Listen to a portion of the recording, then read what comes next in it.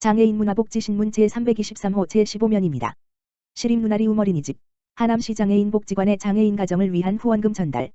하남시 장애인복지관은 지난 2월 9일 시립누나리움 어린이집을 방문하여 후원금 전달식을 진행하였다. 전달받은 후원금은 지역사회 저소득 장애인 가정을 위해 사용될 예정이다. 시립누나리움 어린이집 김현정 원장은 시장 놀이를 통해 마련한 성금은 어린이집 원생과 학부모들이 모두 참여해 마련한 소중한 성금으로 원생들의 의견에 따라 지역사회 내 재가장애인 가정에 전달되었으면 하는 바람에서 후원하게 되었다고 전했다. 김현정 원장은 정기적 후원을 통해 나눔을 몸소 실천하고 있다. 이에 하남시 장애인복지관 민복기 관장은 지역사회 내 시립어린이집과 인연을 맺게 되어 기쁘게 생각하며 장애인 가정의 경제적 어려움을 함께 고민해 주시고 도움을 주셔서 진심으로 감사드린다. 앞으로도 지역사회 복지 증진을 위한 다양한 활동에 함께하길 바란다. 고 말했다. 하남시 장애인복지관은 소통과 섬김으로 나눔을 실천하는 하남시 장애인복지관이라는 미션 하에 장애인 복지의 전문성과 더불어 지역사회의 참여를 높여 효과적인 복지 서비스를 제공하기 위해 다양한 프로그램을 운영하고 있다. 하남시 장애인복지관 발달장애인 이해하기 쉬운 도서 알기 쉬운 직업 안내서 발간. 하남시 장애인복지관 관장 민복기 은 지난해에 이어 발달장애인이 일할 수 있는 하남시의 보호작업시설과 장애인 채용 카페를 소개하고 장애인 근로자 직무를 쉬운 정보로 설명한 도서 알기 쉬운 직업 안내서를 발간하였다. 이 책은 지난 9월부터 12월까지 제작되었으며 하남시 내 장애인 보호작업시설인 우리누리 보호작업장, 반올림 보호작업장, 하남장애인 직업재활센터와 연계하고 장애인 채용 카페인 아이가트 에브리싱 미사도서 관점을 더해 회사 알아보기, 일할 때 알아야 하는 단어, 일을 시작하기 전에 준비할 것, 하는 일, 일을 마무리하는 방법, 쉬는 시간에 하는 일, 주의사항 등 직무를 수행하는 데 꼭 필요한 정보를 선별하여 발달장애인이 이해하기 쉬운 텍스트와 사진으로 구성하여 담았다. 복지관에서는 경기도, 서울시, 인천시 등 수도권 지역과 하남시 내 특수학교, 급, 특수교육지원센터 등 유관기관에 배포할 예정이다. 민복기 관장은 지난해 장애인 고용사업체에 이어 하남시의 장애인 보호작업시설과의 연대를 통해 올해도 발달장애인을 위한 직업안내서를 제작할 수 있었다. 앞으로도 하남시 장애인복지관에서는 여러가지 조사연구 사업을 통해 장애인의 실제적인 직업훈련과 취업지원에 효율적으로 활용하여 장애인의 일자리 창출에 앞장서겠다고 전했다. 이번 도서 발간은 하남시 장애인복지관 홈페이지 http://www.henemrehab.or.kr을 통해 확인할 수 있다. 하남시 결식 우려 어르신 무료급식 지원 확대. 하남시 시장 김상호는 가정 형편 등 부득이한 사유로 끼니를 거르는 어르신에게 식사를 제공하는 무료급식 지원 사업을 확대 시행 중이라고 11일 밝혔다. 무료급식 지원 사업 운영기관은 기존 영락재가노인 지원 서비스센터, 하남시 미사강변종합사회복지관 2개소에서 하남시 가밀종합사회복지관, 하남시 종합사회복지관을 더해 4개소로 확대했다. 이에 따라 지원 대상자는 기존 400여명에서 560명으로 총 150명 증가한다.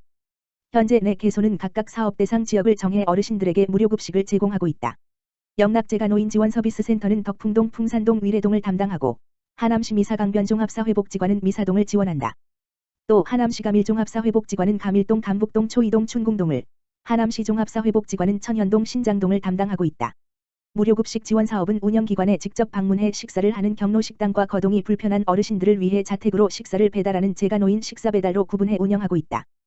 현재 경로식당을 운영하는 하남시 미사강변종합사회복지관 하남시 가밀종합사회복지관에서는 코로나19로 인해 도시락 대체식을 제공하고 있다. 노인 무료급식은 만 60세 이상인 기초생활수급 또는 차상위계층 중 결식이 우려되는 노인을 대상으로 운영 중이다.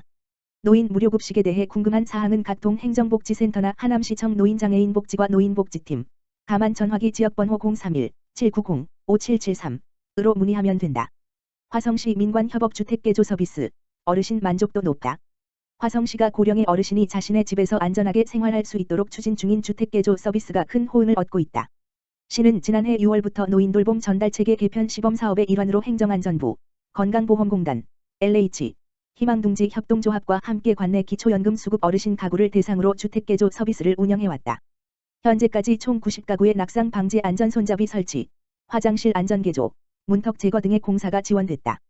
그 결과 자체 만족도 조사에서 응답자의 22.2%가 매우 만족, 76.7%가 만족을 답해 총 98.9%가 사업에 만족을 표시했다.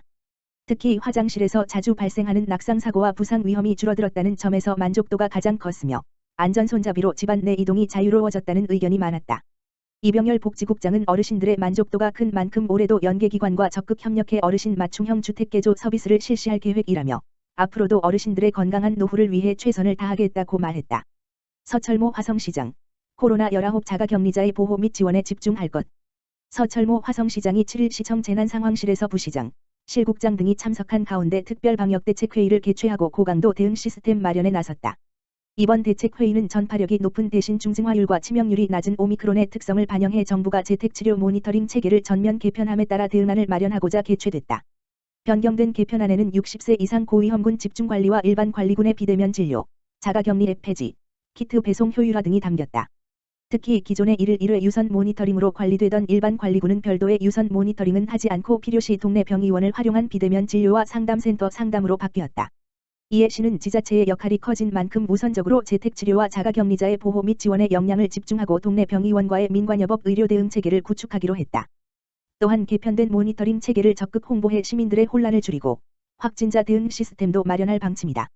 서 시장은 시민들이 안심할 수 있도록 확진자에 대한 충분한 관리 방안을 마련해야 할 것이라며 500명, 1,000명이 발생하더라도 방역 대응 체계에 공백이 발생하지 않도록 최선을 다해달라고 말했다.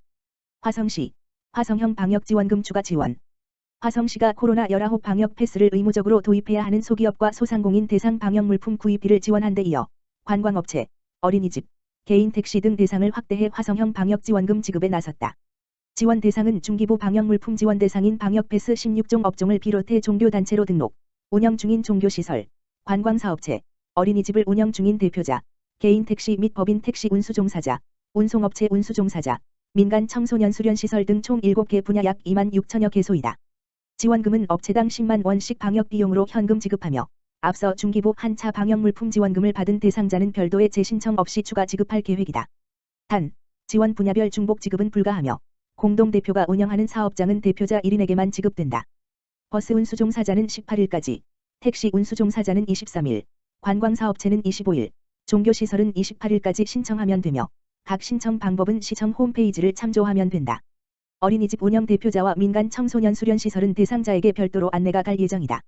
서철모 화성시장은 오미크론 변이 등으로 코로나19가 길어지면서 고통스러운 나날을 보내고 계신 시민분들께 조금이나마 보탬이 되길 바라며 원활한 신청과 지원이 이루어질 수 있도록 최선을 다하겠다고 말했다.